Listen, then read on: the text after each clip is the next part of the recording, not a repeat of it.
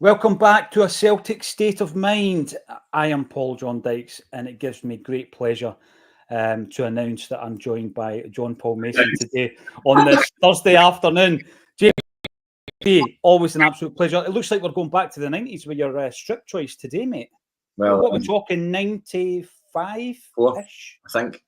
94, 95. If memory serves me correct, I just plucked them from the large box of football strips that I have for today, given the game at the weekend and the Manchester United Foundation game between Celtic legends and Man United legends, which I'll be attending. Look forward to that.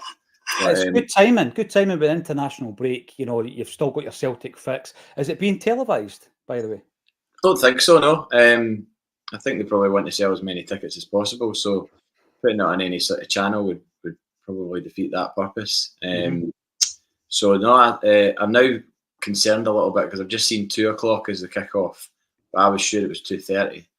So it's leaving me a little bit tight to get there, but it should be all right. I think I get into Manchester about midday, right, or there or thereabouts. So I just need to go and dump my bag at the hotel and then head to Old Trafford. Well, I hope you have a tremendous time. If it was being televised, I'd maybe even cover the game, to be honest, because, I mean, what we're talking, Arthur Boric, Simon Donnelly, what other Celts are going to be involved? I've just been trying to find that out, and it's a bit of a mystery. Like, they're obviously pushing it from the Man United angle, which makes sense given it's their home game. And the Man United players that are playing are like Valencia, Rooney, Fletcher, Berbatov, and others. But just all the Celtic supporting ex-Man United players. Anytime you see these games, or remember we had the Dortmund Legends game in the pre-season, or when was that? Was that the end of it was the end of last season, wasn't it? Yeah, it was because I remember watching it and thinking Scott Brown still looks fit enough to play. Yeah, no, he does. He definitely does. He just looks exactly the same. The pitch was in a terrible condition at Celtic Park that day. I remember it was really, really, I don't know what they started to do for the summer or whatever, but it was just very, very patchy. But whenever I see these like Legends games and stuff, I always think of that episode of Ripping Yarns with Michael Palin, where he gets the Barnston-Worth United team back together, and it's all the old boys. They're all in their like 60s and 70s. Probably a little bit too far gone to be playing exhibition matches, but it was a favourite of my dad's, Ripping Yarns. They're all good. That one's probably my favourite, but they're all good. So that comes to mind whenever these games sort of come around. But yeah, it's just I'm going with my mate Andy, and he's never been to Old Trafford before, so right, it's a big deal. He's a massive Man United fan, has been since he was a wee guy. So getting to go to Old Trafford, pretty big deal for him. You can show him the way. 1989 was the first time I went to Old Trafford. It's changed slightly since then. That jersey directly behind you reminds me of one player and one player only because of that infamous incident against Crystal Palace. That's the Cantona jersey, isn't it? It is. What about the Celtic one, though? Who does that remind you of? What player springs to mind when you see that wacky 1990s Umbro jersey? Well, when I've had this up before, you've asked me that, and I can't remember who I said, but in this particular moment, Pierre Van Hooijdonk. I don't know, because I've got a cut-out picture from the paper, and it's like a full-length picture of Pierre standing with his hands on his hips with that full kit on. And the full kit was quite a visual kind of, had quite an impact, if you remember, like the socks and the shorts and stuff like that. I don't know what the players thought of it. I'd be interested to know. Maybe ask Simon Donnelly what he thought when they got presented with that, because it's a bit out there. But I mean, all back then, what I liked about it though was the sleeves. So you've got the yellow, white, and then green. I like the way that they did that from behind. It looks tremendous, and it was at that moment where Umbro were certainly using the patterns, weren't they? I mean, that's the kind of stuff they used to put on a goalie strip, all the zigzags and the flashes of colour. Strange collar as well, JP. Terrible collar. I've always, even just folding it to put it on the hanger there, I was like, why did they make the collar like this? Well, like, who signed that off? It's like really bad material. It doesn't sit well. I mean, I would imagine. I mean, I've not overworn that over the years, and that is my actual original top. That the Black Man United one isn't, but the Celtic one is. So I haven't like overly watched that or over the years, but it's still not a great collar. It actually looks like the inside of the collar is the outside, if you know what I mean. Like it could be reversed, and it would have something better on the underside. But yeah.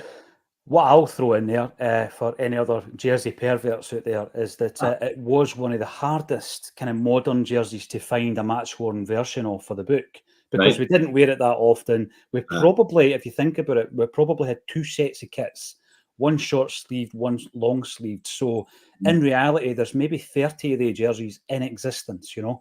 And then they disappeared, and we got a new jersey the following season. So tracking one down was very, very difficult. But I did manage, and it is in the book. Right, we're going to bring in some of the thoughts for today. First up is Jungle Lion, fresh back from his holidays, hopefully looking all bronzed and ready for an international break. Johnny Thompson Day, we've got to mention the man who gave his life for Celtic. It's his 93rd anniversary. JP, wow. It's incredible, you know, being a fellow Fifer, as it were, and visiting the Cardenden grave side. There's also a few other wee areas that are of Celtic interest up in Cardenden. If you're ever in the area, go and check it out. There's a small museum presentation, and there's the John Thompson Park as well. So, yeah, absolutely. And I think every single year since we started, and we've spoken about John Thompson's anniversary, JP, I always say, why don't we have a lasting memorial around about the stadium? Now, I was up there yesterday. We'll get to that because you were with me for part of my afternoon. I was up there yesterday getting some photographs taken with our latest guest for This Is Acsom. And we were wandering about, and obviously there's new works for the away support, for the ticket allocations, etc. The Celtic way still looks great and things like that. But you're thinking, right, where's the Jimmy McGrory lasting memorial? Where's the Johnny Thompson? You know, guys like John Thompson, Jimmy McGrory. If you've just landed in Scotland and you're Christoph Waltz and it's on your bucket list and you want to wander around paradise, I think you need to have these figures remembered in and around the stadium. Now, there's maybe something in the boardroom, and I remember there was a mirror, a John Thompson mirror, which I think's in storage, but I think it's time we did that kind of thing. I know not everybody can get a statue, JP, but some kind of lasting memorial for these guys. Absolutely. I mean, the importance of the history of the club's all over the ground and all outside the ground as well. But you always feel, I guess it's the same as transfers. You always want a bit more, isn't it? We're never happy. But insatiable thirst for more. Honestly, is that a modern thing? Is that a modern thing?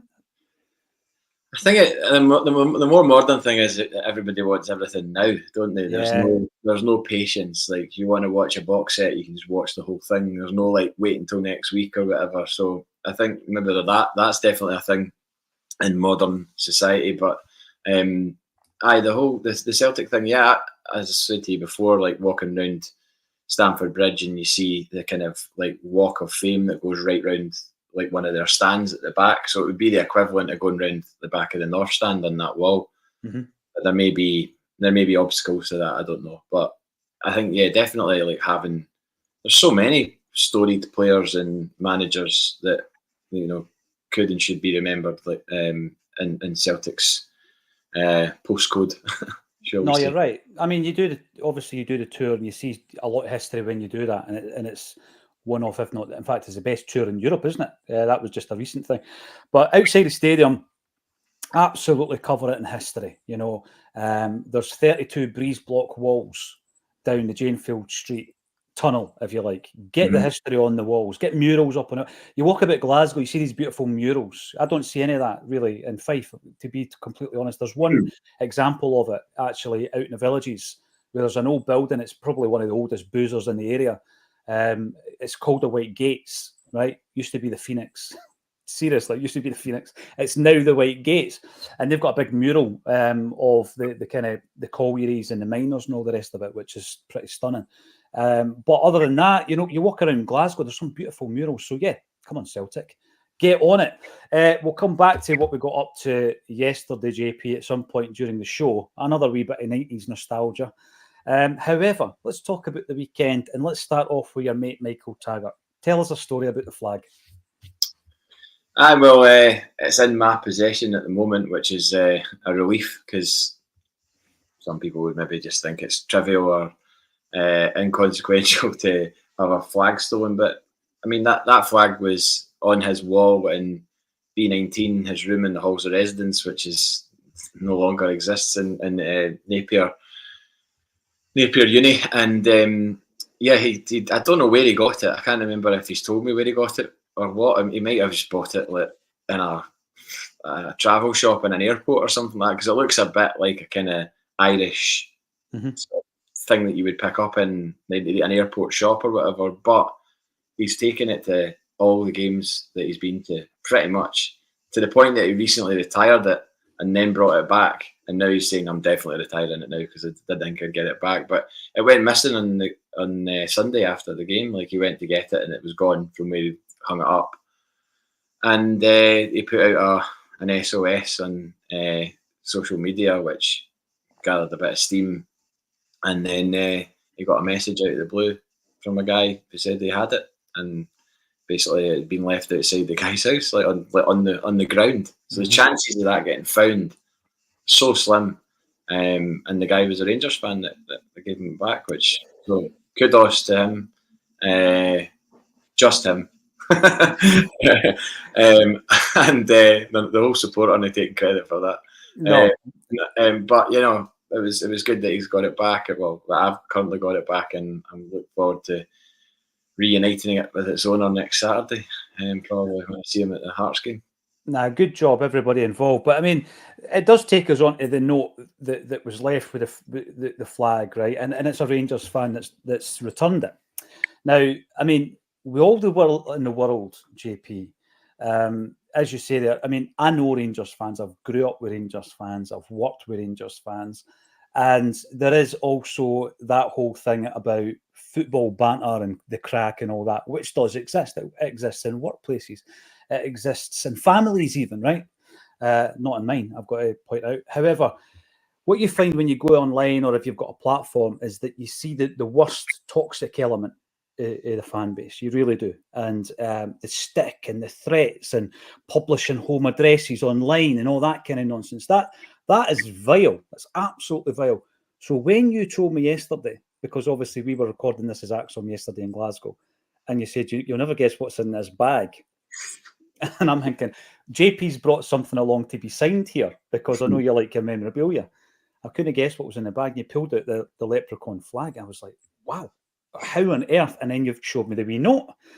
And it kind of restores your faith in many ways, because I do think back to growing up in the villages where it was a lot more, the rivalry was a rivalry rather than what I've seen since entering the online arena of podcasts and all that kind of stuff, which is absolute hate. It's hatred. It's toxic. It's absolutely horrible, ugly and vile.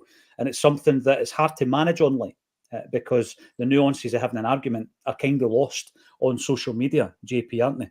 I mean, I know that sometimes people rage in the comments, and that's difficult as well, because if you were sitting down with these people in the comments, I mean, you wouldn't fall out. Celtic fans would have a discussion, disagree, move on. You know what I mean? But it has changed, and I think we've got to adapt our approach to certain things to manage it, because it's not going away. But kudos to the fella, whoever you are out there, you're a Rangers fan, so you're probably tuning in.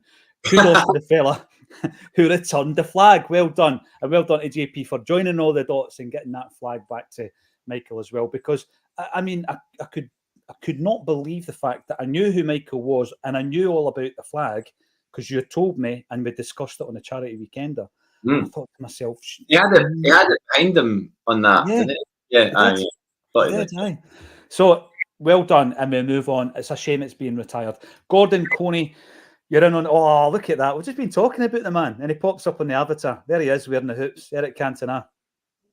With Lee Sharp and Ryan Giggs. Giggsy. Aye, Ryan Giggs. Afternoon, Acsom. Since it's the Legends game at Old Trafford this weekend, can you name the 3 players in my avatar who was the game in aid of, and what year was it played? Off the top of my head, 94 Mark Hughes. I think it is. What? So if Celtic were wearing a home strip, were Man United wearing the red strip? I can't remember from that game. They were, because we beat them 3-1 and Simon Donnelly scored. He posted about that recently, saying because he's going back to Old Trafford on Saturday with the Legends team. So however many years ago, he actually put however many years ago it was. So I think it might have been 94. So that'd have been 30 years. Listen, I'm not looking at the wiki. It's just off the top of my head. Correct me if I'm wrong. The only thing that's making me wonder if it was the year before is the fact that I was a season ticket holder.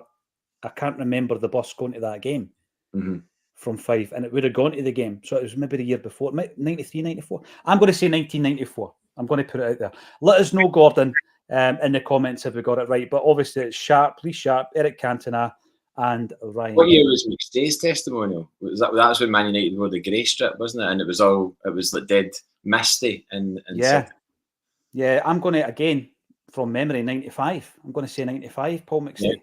Yeah. And then Peter Grant. If United were in the grey strip, that makes sense. I think that was 95, yeah. Aye, and it was great, and it was on the mistiest night ever at Celtic Park, and they're wearing the grey kits. But we always seem to do well against them back then. Hopefully that will continue this weekend. JP, you're going to enjoy it in any case. Kevin Mullen comes in again. Good to see you, Kevin. Afternoon, Acsom. Just look what Rodgers did for Matt O'Reilly's game. Think what he will do. That he'll do the same for Kuhn and Rio this season. Make them into 20 to 30 million pound players.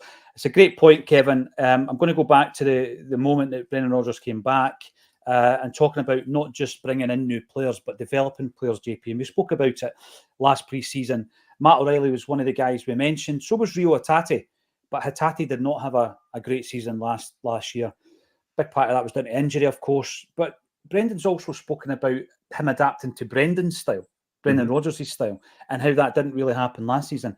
But Hatate and Kuhn, as mentioned there, have started brilliantly this season. And I think he's right. I think they're two guys that really could be star players and really, really important members of this team this season. No doubt. I think 20 to 30 million might be a little bit of a stretch for Hatate, given his age. I don't know if we'll ever receive a fee in that ballpark for him. Kuhn is 23, is he? I'll check while you're talking. He's not far off it. If he's around about that age, then he's obviously got I'd say maybe a bit of a higher ceiling than Hatate. But what he's, I don't think you can solely credit Brendan Rodgers with the Matt O'Reilly sale or anything else. I mean, that's been a process that's been ongoing for quite some time with Matt O'Reilly in terms of his development and everything else. I mean, I don't think Rodgers harmed his career in any way, and it certainly did help him, but I don't think it just equals Brendan Rodgers one season. Matt O'Reilly gets his 25 or 26 million pound move to Brighton. I think it's because Kuhn's had a bit of a. I mean, to be fair though, the Kuhn comparison's probably more right because Kuhn's had a bit of a stop-start career, whilst also being at big clubs, like completely different to Matt O'Reilly in terms of where he came from to come to us. But I think Kuhn maybe was just needing somewhere to, stake his claim and get a first team jersey and then go for it from there, because wherever he seems to have been, he's not really been a mainstay in a team that I can see.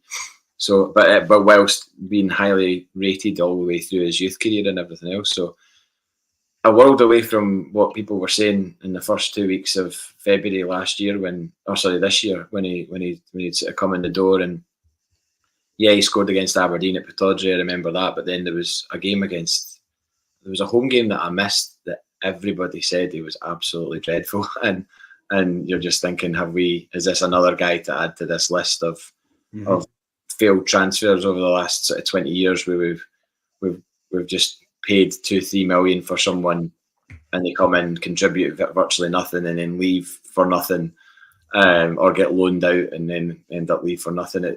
We've seen it happen so many times, but you're starting to see very much that he has got a lot in his locker, and hopefully he can step that up into the Champions League as well.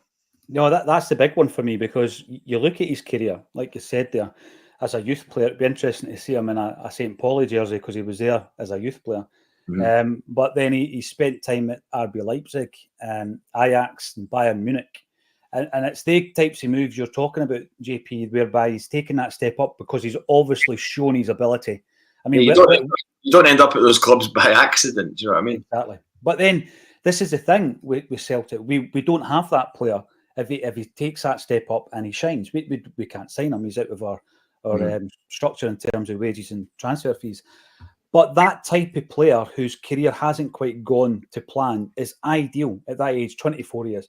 At that age, JP, for Brendan Rodgers, a coach like Brendan Rodgers, to take him under his wing and develop him and make him fulfil that potential that he undoubtedly has. I mean, the Ajax spell that he had there, he starred for the reserve team. Obviously, Ajax reserves being within the pyramid. So he stars for the reserve team, doesn't make the step up, goes to Bayern Munich, does the business for the reserve team, never makes a step up. And it's when he goes to Rapid Vienna that he really shows. But when he's talking, he still has international aspirations, which, by the way, might never happen. But when you look at his progress as an underage player, he's played at every level from under 15 right up to 20s for Germany. So it's about that step up. How does he get the interest? Well, Matt O'Reilly turned it on in the Champions League and he got the interest from the national side of Denmark and he take that step up. And I think that's the opportunity for a player like Kuhn. Give him Champions League football. Let's see if he can take it to that level. And if he can, then, who knows where he could go in terms of his career and the trajectory. So I do agree with the original point. I think there's going to be two massive players for us. And I think there's players that were brought in who could really make a big contribution that we've not really seen yet. I love the look of Valle on the left-hand side. It's also going to improve, I think, the performances of Greg Taylor, who hasn't really had a challenge for his jersey. And I think Engels excites me. Everything I've heard about Arnie Engels. And we're going to have a Belgian podcaster on this weekend talking about him and also some of our Champions League endeavours this season as well. Paddy Lavery, great to see you on the chat. Anyone visiting Rome, go to the Shamrock Bar. Now, Paddy, if you look close enough, is wearing an Acsom bucket hat in that picture. And he says that if you go to that bar, ask for Shah and tell him you know me. There you go. Hey, that's like the introduction of some kind of gangster movie. That hey, go and ask for Shah, say you know Paddy. Joe Hamilton, afternoon troops. Good to watch a Celtic-related podcast for a change. Have you been watching Rangers podcast, Joe? Why? Why would you do that? What a week. Good call, Jungle Lion. We are, of course, talking about Johnny Thompson. Right, we've spoken about the flag and the fact, thankfully, that it got it back in a roundabout way. And this is the thing, right? That flag could have been lying on a doorstep or in a close. It could have quite easily ended up in a bin and nobody would have seen it again. And it's back at its spiritual home.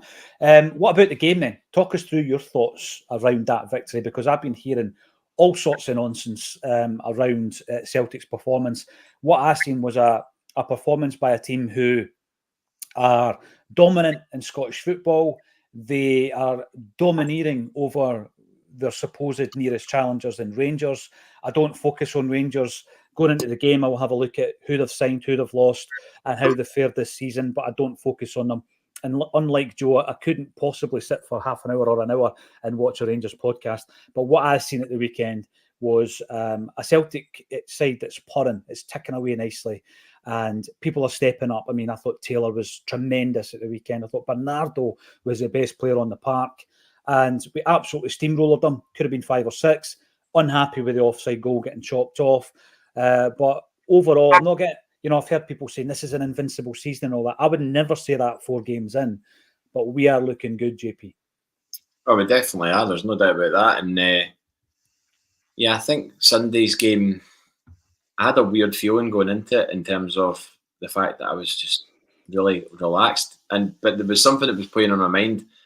I get superstitious about things, and it's just a part of being a football fan. If you get superstitious about one thing, then it normally tends to knock into other things as well. But we didn't talk a lot last Thursday about the game coming on the Sunday. I remember I said you actually brought it up at the very last moment. Oh, by the way, we're playing Rangers at the weekend. Rangers on Sunday. We've not even spoken about it, and then I was like, is that a lack of respect? Is that? I was thinking things like that, just going, oh, we've not spoken about them on Thursday. And I know that's just between us, but if we were just speaking on the phone or whatever, then we would have surely spoken about the game. But I think we just were so caught up in the transfer window, and it's great that that's closed now. And as much as we've been sort of getting a little bit frantic about it in the last month or so, you've got to give credit. I mean, I don't understand why it took so long. I mean, an age to get these players in and to get them all in the last day. I mean, it's quite a feat. But why did they make things so difficult for themselves? I don't understand that aspect of it. But yeah, very happy with the transfer business, because that's ultimately what we wanted. We wanted to see the team strengthened, and to be able to go into that game and then look at the bench and be like, wow, we've got that on the bench to come on. I mean, God help them. I honestly, in a way, and this is mad to say this, I actually felt a bit sorry for them. Like, I that's the first time I've ever felt that. And I looked around the Rangers team and I was like, there's nobody in this Rangers team that I despise. Like, my voice is normally hoarse after a game like that. It was completely fine. It was as if we'd played Dundee or something like that. And I think that was also because of the fact that they didn't have fans again. And we know why that's happened. But I just didn't see it. There was no player in that team. I read an article, maybe in the Celtic blog recently, where it was basically saying saying the same thing. What I'd been thinking at the game, that there isn't these guys like a Morelos or a Kent or anything like that, and they know that they've not got a player like that either, and that probably is hindering them in a massive way, because they want their roll their sleeves up, red socks at the top and all that, and a Ranger and everything else. Like that's the type of player that they want, and they've not really got any of them, and they know that. They say it vocally out loud to each other on social media and everything else. So it's not exactly a secret that that's the case. And all we had to do was just play our football and not really worry about what they may or may not bring, because despite their emphatic 6-0 victory, which their manager decided to bring up in the post-match as a kind of sign of oh, we're heading in the right direction. So you've just been beat 3-0 off Celtic. I know. I really don't think that's the right time to be bringing that up. At a canter, 3-0 for me, I think, was a scoreline that flattered Rangers. We spoke about that offside goal, JP. I'm going to ask you for your view on that as well. But it could so easily, and people going about, oh yeah, but they got this amount of shots when the game was won. See, this is the thing with stats, right, and data. I'm banging on about data all the time when it comes to recruitment. I think it's so important, right? So I'm not saying it's all a bag of nonsense, because it is not, and it's a tool, and it must be used in modern football. But if you've got 4 shots on goal, and say the other team's got 4 shots on goal, just for argument's sake, and you're winning 3-0 before they get a shot at goal, JP, it's context. So it doesn't give you the context of, we had already humped you by this point, and you got a few shots on goal near the end, which, by the way, Schmeichel saved quite comfortably. So I keep saying this, if he is going to hold on to that and cling on to that as some kind of positive, then I'm happy, because that's levels, and your levels above them, if that is all you've got to cling on to. No, it is. And just thinking about our side as well, there isn't really anybody, if you go through that Celtic side, there isn't really anybody in that Celtic side that's like, that I can imagine them being like, oh, I hate playing against him or whatever. I mean, they will, but for a different reason, for a football reason. Why would they hate Kyogo? What the hell on earth is Kyogo done to them in a game? They've found a reason. They found a reason because, from what I see, they hate Kyogo because he's a diver. That's in their mind. That's become the narrative throughout Scottish football, just because it's almost one of those things where it's like, if it's said enough by enough people, like say it's said on, I can't remember the name of that TV programme on BBC. What's Would I lie to you? No, the one with the guys that are, none of them are Celtic or Rangers fans, and they hate Celtic. Is it The Terrace? View from the Terrace? Like, all you need is like 2 or 3 episodes of The Terrace repeatedly calling Kyogo a diver, and then everybody in Scotland thinks Kyogo's a diver, and that's how he's had success. I don't think there was any diving involved in his ability to spot that Jack Butland is not the goalkeeper that they all think he is, and gives him an absolute mile in the goal to basically pass a shot into. There's no diving involved in that. There's no diving involved when he hit a shot over the shoulder volley from outside the box at Ibrox. He didn't dive to win that goal. An absolute joke of a trope to be given, because he's definitely not. But just going through the rest of the side, like Callum McGregor is the Celtic captain, the most on his way to becoming one of the most successful Celtic players of all time. Yeah. But Callum McGregor isn't a Scott Brown, really. I mean, he obviously does like the wind up with that comment that, to Barisic when he was chasing after him and everything else with the mask on and stuff. But he's not like a guy that gets under your would get under your skin. He's just a normal guy. So, but he's a really, really good footballer. So there isn't that, and we just have a better football team than them, and that's now. And the massive, massive metallic clang that you heard at full time was the sound of thousands and thousands of pennies dropping all throughout Scotland and further afield at that fact that we are a better football team than them. We've got better football players, which has been argued by us for so long. But it was but we've got Ryan Kent. What's Ryan Kent doing now? What's Alfredo Morelos doing now? Like, what are these guys doing? They're not pulling up trees in another league or anything like that. Like, Matt O'Reilly's just gone. Our best player has just gone to Brighton for a record fee of 25 million plus, and we've been able to reinvest that to the point that it's almost like we haven't spent anything. Like, right, not far away. I mean, you wanted 36 million spent. 36, yeah, that was gross. Was it 32 in the end? I wasn't far off it. I remember I was texting you, how much more have we got to spend? I said 25, and that was being wildly optimistic. Oh, that was being very optimistic, just given the fact that I'm aware of our finances. But yeah, we got close to that, and again, it feels like we've really.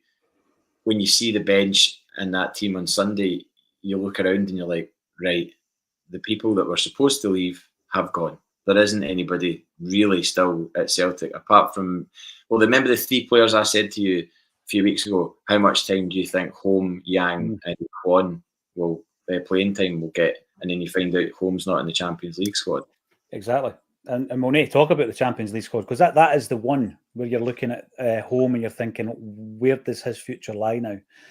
Because if you're left at the squad, I remember last season, Nawrocki was left out.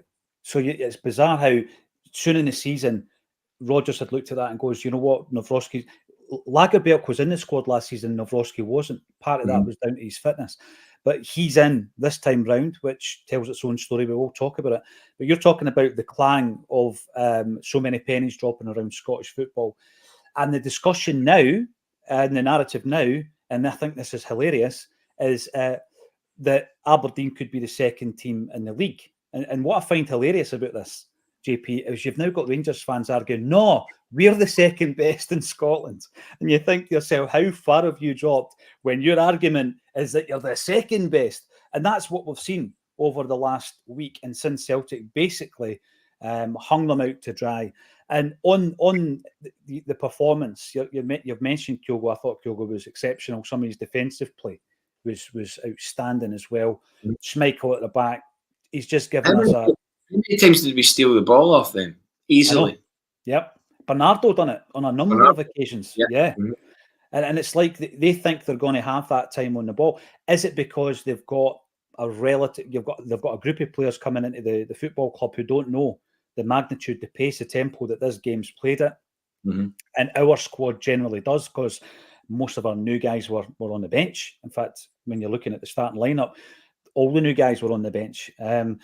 So we knew what the pace is going to be like. When I was looking at the bench, and I know that's been a big topic, JP, about how strong it was, the one area that I'm still looking at thinking I wish we had strengthened is on the wing. So we've got Maeda. We know what he's done. He has tormented Rangers since he came to this football club. Rewind to the beginning of Brendan Rodgers' tenure last season, the amount of people saying Maeda's not happy. Remember, Maeda's not happy. Maeda has adapted and has become one of our most consistent performers under Brendan Rodgers. You've got Kyogo, who terrorises him as well. I think Kuhn showed signs that, the form he's shown early in the season, he can step up to the big games. And in Scotland, that's a big game. I'm looking forward to seeing him in the Champions League. The midfield three, I was asking myself how we're going to deal with the loss of Matt O'Reilly, but Bernardo's been here and done it. I mean, he scores in a 2-1 game last season. He sets up Ida for the 3-3 game when we went 3-2 ahead, and he sets up Ida in the Scottish Cup final. He has performed against Rangers, and in saying all of that, for me, the weekend was his best game against them. I thought he was brilliant. You see, Absolutely stepped up. You're talking about developing players. Paulo Bernardo's only played under Brendan Rodgers at Celtic. Mm-hmm. And what did we pay for him? 4 million in the end? No, even that. I think it was 4 million euros. I think, going back to the commenter's point about Hatate, about Rodgers developing Hatate and Kuhn, Bernardo could be one at age, what is he, 22? He could be one that is developed and goes in a couple of seasons. I mean, surely that's probably been, well, Rodgers talks about, well, the end game for some players is Celtic and that's it, and that they're very happy to stay here and be successful playing the Champions League, hopefully every season. But you always think about there's plans for players. Like I'm curious to know what the Matt O'Reilly plan is. I know he's just gone to Brighton, but there must be something beyond Brighton that he's aspiring to, and what is it? So what is it that Paulo Bernardo is aspiring to beyond Celtic? Because there will be something. Mm-hmm. I mean, Oasis are coming back next year and doing those Murrayfield gigs, but what are they doing in summer 2026? You know what I mean? Like that's what I thought when I saw those. I was like, wait, what's the next play? I'm not thinking that in a kind of I know everything type way. I'm just thinking it in a curious way as to like, well, I know how this game works. This is the setup towards something bigger, I would have thought. So Bernardo's move to Celtic, I wouldn't be surprised if there's been discussions about, right, well, we'll do this. And the Matt O'Reilly template now, Engels has come to Celtic to follow the Matt O'Reilly template, no doubt. Mm-hmm. If he comes and does the business for us consistently over a season and pulls up numbers, does well in the Champions League, that 11 million will start to look like a £500,000 signing for us, because we'll get our money back for him if he is the sort of has the skills that we think he does. Now, I know we've seen him for a brief kind of cameo in the Rangers game, JP, so I'm not basing it on that. But I was talking to someone who knows a lot more about football than me after the game, who does a wee bit of work when it comes to recruitment and data and all this kind of stuff, and he's aware of Engels. And he said that the signing of Engels has not got as much coverage as it should. The guy has got the highest ceiling of any Celtic player that was signed in the last 5 or 6 years, the highest ceiling. So if you look at Matt O'Reilly, and you, as you say there's a development plan for Matt. It's not to play at Brighton for the next 10 years. His next move will be to play for a Champions League club who are in the top 5 leagues in Europe. I think that will be his own aspiration. That could be an English club, it could be a German club, maybe an Italian club, but he'll want to go to a Champions League club who are in the top 5 leagues in Europe. That will be his next step. And Engels, you'll hopefully get a good chunk of that fee, whatever that may be. Because if he does well in the English Premier League, say he scores, I mean, I know he's obviously out injured. I think it's 10 weeks is a predicted time for him to come back, which is horrendous, obviously, on your debut. And that guy, apparently that guy's record last season, yellow cards and red cards, the guy that filled him. Yeah. I can't remember the exact stat, but it was something like 20 odd yellows and maybe 3 reds. Just a hammer thrower. Aye. But I mean, if he does the business in that league when he gets back fit and scores, say, I don't know, 5-6 goals and comes up with some assists as well, then suddenly, it's basically if anybody does the business in the English league at a certain level, you just start adding zeros onto their fee. So I think you're right. I think Matt O'Reilly is destined to play for a much bigger club than Brighton, and it will happen because he proved his worth at Celtic with his consistent performance, was always available. Never got an injury like that up here. Never. I don't recall him being tackled like that. That was a really. There was one time, remember, he jumped a Lundstrom lunge. Remember, Lundstrom tried to sky them at the end of last season. Right at the end, near the end of the game, near the byline. I remember that. Yeah. Aye, but he didn't. I think the way that tackle came in at him was out of his peripheral vision, because the guy came in from the sort of back left, so he didn't even have a chance to anticipate the challenge. I mean, so as far as he knew, there was nobody coming towards him. He was receiving the ball or he was going for the ball and whatever. But anyway, back to Engels. You don't pay £11 million if you're Celtic for someone that you don't think you're going to get significant money back for. That's as simple as that. There's no way our frugal board are paying £11 million if they don't know that they're going to see a lot on top of that back in the future. Well, this is a big thing. And when you're talking, as I say, to people who work within the game, within the recruitment game, and they're saying to you, I'm surprised Celtic managed to get him.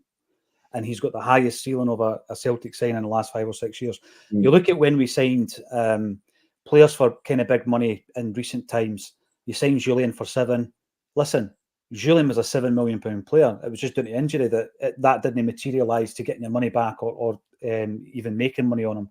Edouard, £9 million.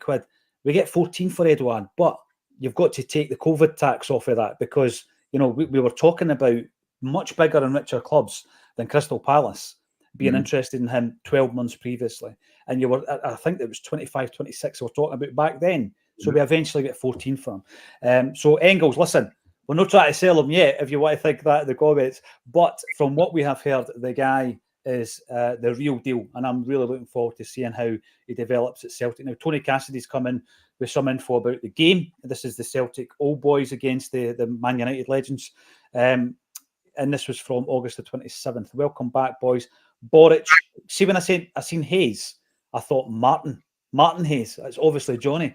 Effie Ambrose, Steve McManus, and Joe Ledley all confirmed for our trip to Old Trafford next month. So there you go, Joe Ledley. It's Saturday, so just in case there's any doubt over that, it's definitely Saturday.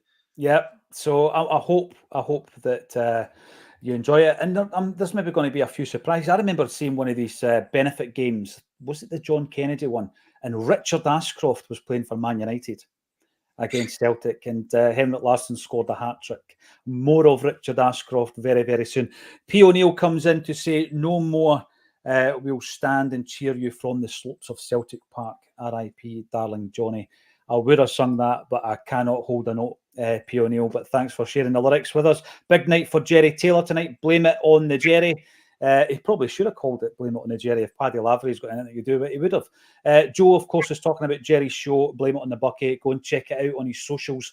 I think there are still some tickets available tonight. Jungle Line, long overdue a statue for John Thompson. Maybe the club are waiting on the 100th anniversary. That's a good point. And I've seen some of these statues, obviously, that Celtic fans generally have set up committees, JP, and raised cash.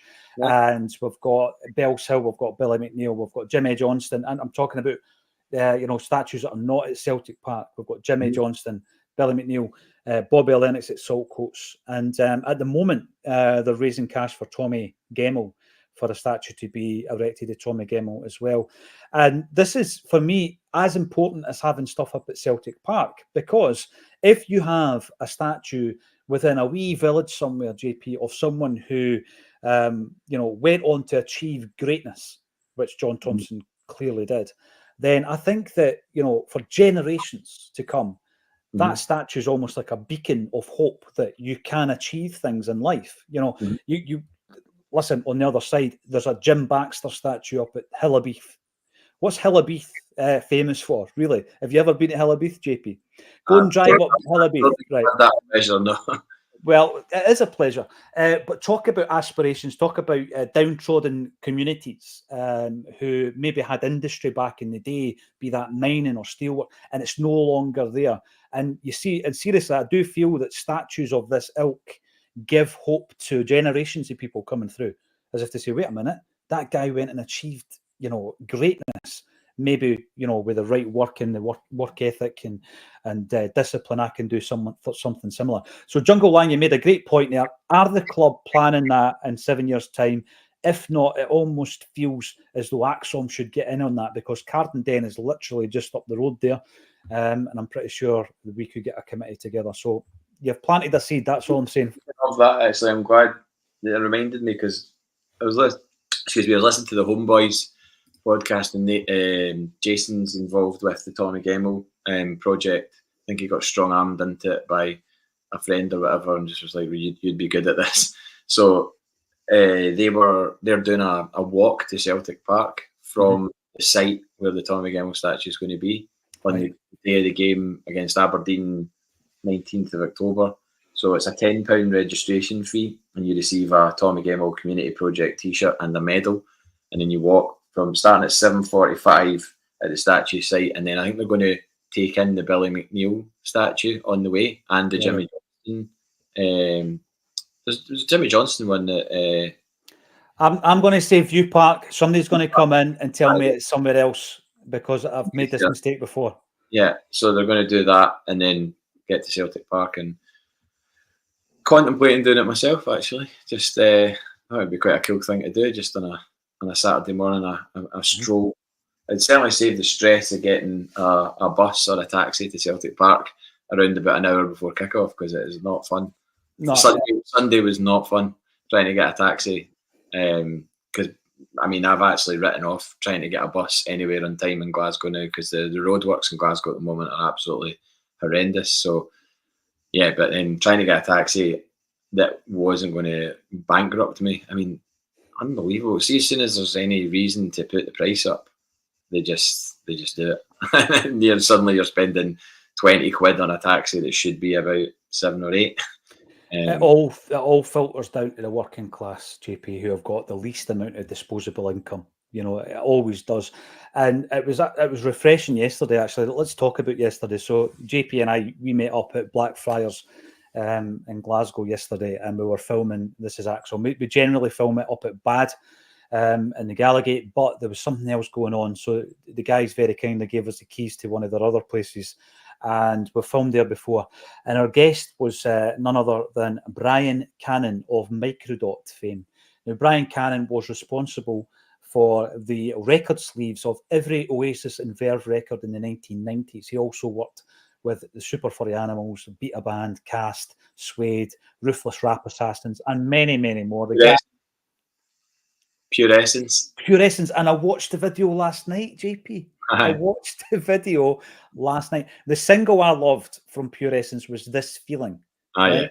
Yeah. And that's not the one that Brian was involved in, but he was also a video director, and he directed videos by, as JP says, Pure Essence, as well as Super Furry Animals.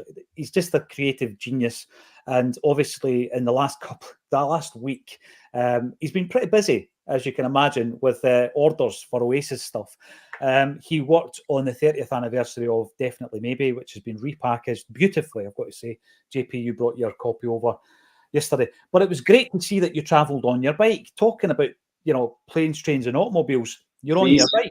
It's the easiest way to get about. Like, genuinely is now. Anyway, a guy that works at Tuts, one of the engineers, stays like a 10-minute drive away from Tuts, and it took him 40 minutes to get into work the other day. 40 minutes, and he was obviously about 10 minutes late or whatever, but yeah, he just couldn't believe it. And it's just all round St Vincent Street and everything else. It's all backed up. So yeah, bike is the way forward. That bike is 30 years old, I'd say. My dad got me it. I got it refurbed during lockdown, and spent a bit of money on it. Probably spent about the same amount on it that it cost back in 94 or 95. But it's been worth it, because it's just good to have something to flee about on. Well, for me, the big thing as well is just getting the exercise and getting out in the open and getting the fresh air into the lungs, JP. It's absolutely brilliant for you, especially when you get to the kind of like 40s. You get to that mid-stage of this journey. You think to yourself, right, okay, things aren't going to happen by themselves now. I need to actually work at this. So, yeah, fair play. It was great to see you. And, of course, we were there to speak to Brian Cannon. Why, I hear you say, with a Celtic podcast, speak to Brian Cannon? Because he's a Celtic fan. I mean, come on, aren't all the good guys? So Brian's been coming up to Celtic Park over the last couple of years, probably. And as often as I could, I was able to give him a couple of tickets for the games. But on his bucket list, like many people, was the Glasgow Derby, and he managed to experience that the weekend for the first time. And he put it out there, and there's a wee picture of him, a wee selfie in front of Celtic Park. Boom. Come on the Hoops or whatever it was. And then there was a deluge of hate and toxicity that we were talking about from a certain element. But what an interview. It wasn't an interview. What a discussion it was on music, football, culture. It was tremendous, wasn't it, yesterday?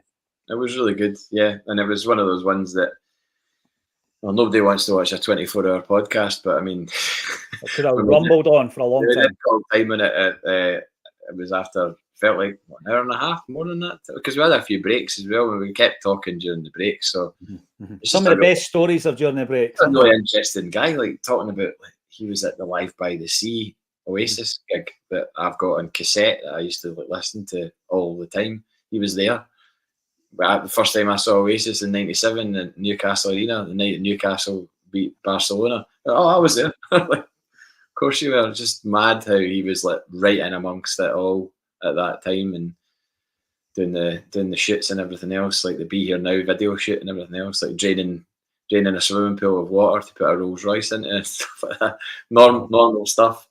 But very, very nice guy, and it's been good to get to know him and chat about other stuff for next year as well, with Oasis and all the rest of it.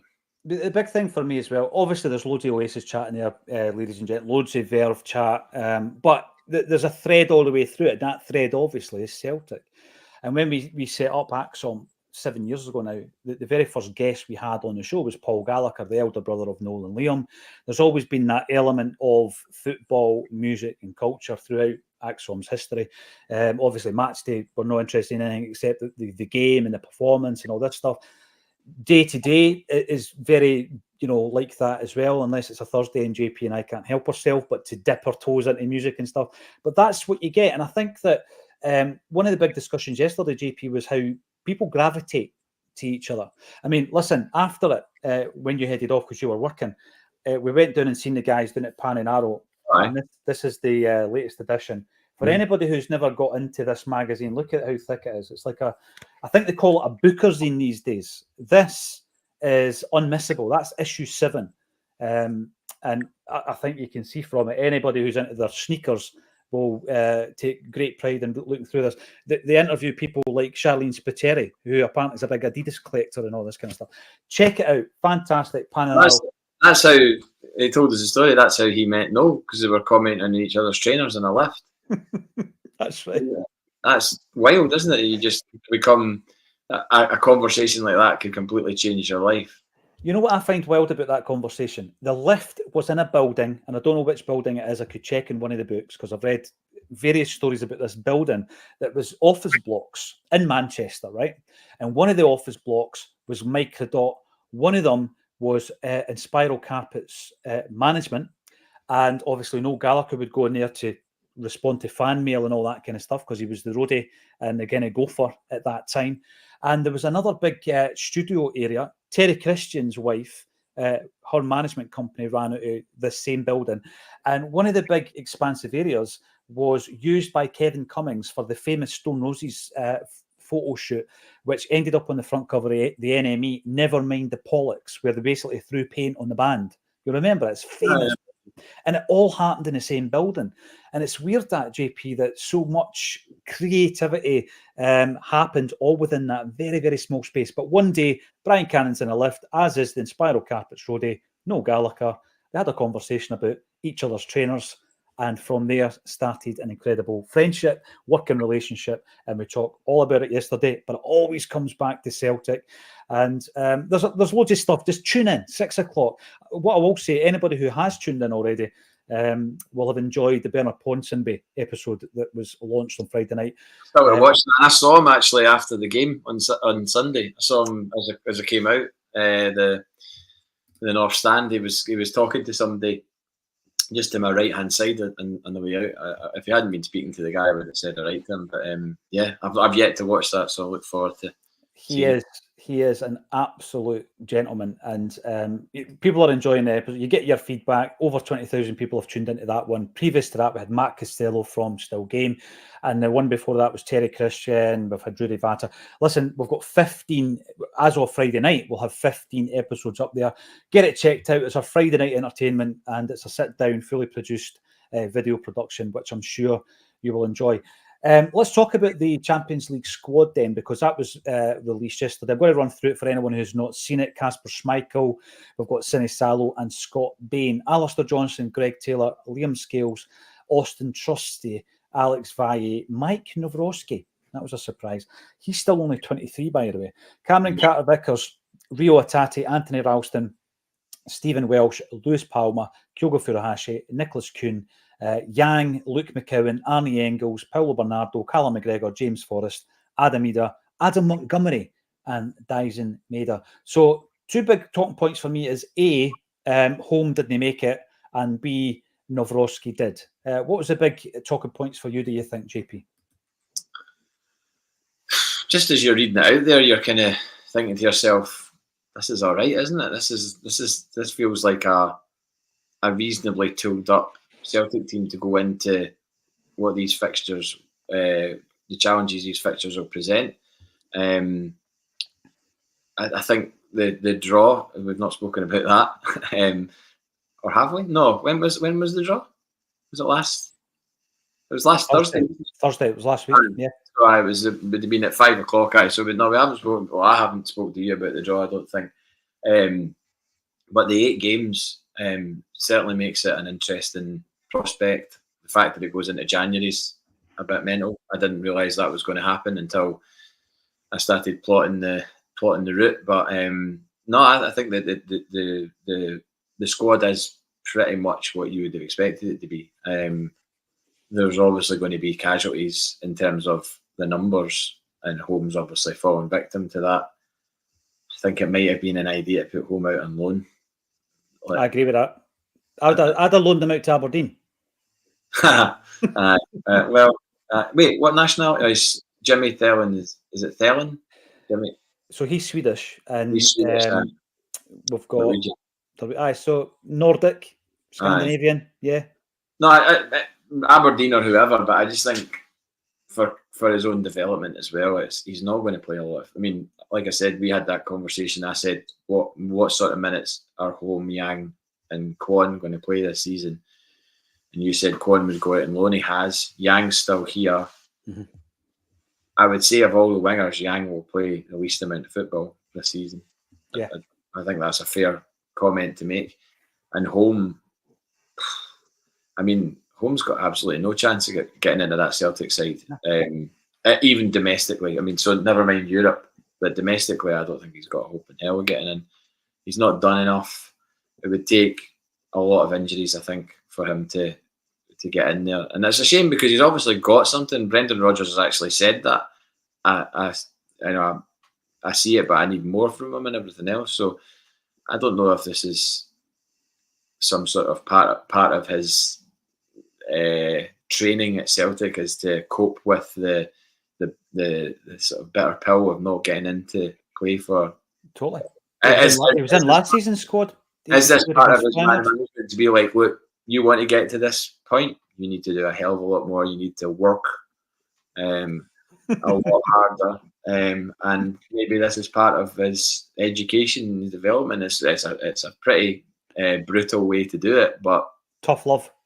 It could well be, or it might be the end of Odin Thiago Home at Celtic, and he goes in January to somebody on loan, and then with an option to buy, and that's the last we see of him. But I don't know. It's a curious one because it feels like Home is like a kind of budget version of Engels, because he's come with he came with quite a lot of plaudits, didn't he? I mean, I don't think people were speaking about him as like one of the hottest talents in Europe and anything, but I think there was a bit of stock there.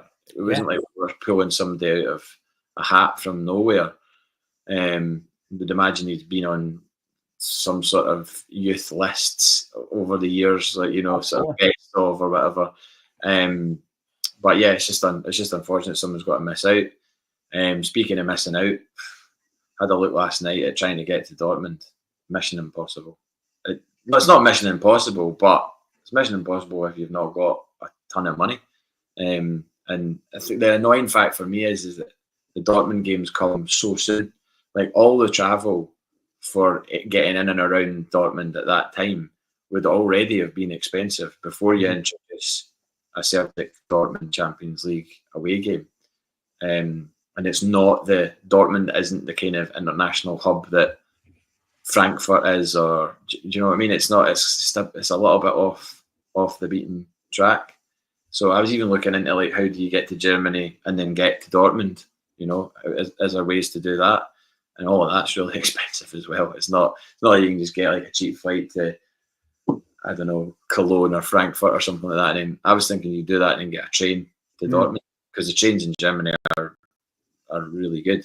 But you start adding it up, you're getting into £500, £600, £700 territory, and for 2 days. And it is a massive, massive game, and I'm totally aware of the significance of it to a lot of the Celtic supporters. You know, guys that can remember those games in the early 90s. Jerry Craney scoring. Did he score against them? 1-0 at home. Aye. And then they beat us 2-0 away. And the away game, believe it or not, best player on the park, Stuart Slater. He was tremendous that night. He really was. Our first £1.5 million player from Vietnam. No, the Dortmund thing's not quite up there with the Real Madrid thing from a couple of years ago, where it was like, come hell or high water, I have to get to the Bernabeu some way. I need to see Celtic play in that ground. And I know we got hammered, but it was still a case of you don't know when this is going to happen again. And with this new format, it's kind of weird, because we may very well, if we're fortunate enough to get into the Champions League next season, we may very well draw Dortmund, but we'll probably draw them at home, and then there's no away leg. And then you're like, it could be 30 years before. Like, you look back at Celtic's participation in the Champions League, there's 4 or maybe 5 years. Was it? How long were we out of the Champions League? From like 2019 to, it was probably about 4 years, wasn't it? That we were up until Ange.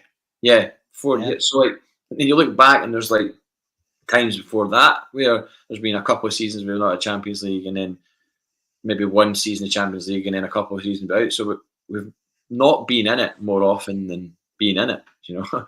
It feels like that anyway. So you're just totally aware of these opportunities when they come around, and there's not a lot of cause for optimism that this will happen again, because it just the way that the fixtures fall, it just doesn't always work out like that. We've gone from being in a situation where we've had a lot of the same teams over and over to the point now that we're going to have more teams, but then that means there's just going to be less chance of getting X team or Y team, you know. But very much looking forward to the first game against Slovan Bratislava on the 18th of September. Slovan Bratislava. I don't know anything about them, but 100%. My mate already said, I bet you any money we draw with them in the first game, and then you know that immediately we've got off to a bad start against so-called weaker opposition. But there's absolutely no way that will be an easy game. Surely to God, no. There's no way they're in the Champions League if they're not a good side. I mean, well, this is the thing. I've written the fixtures down, and I've ticked the ones that I think we're going to get something from. And there's a tick beside Slovan Bratislava.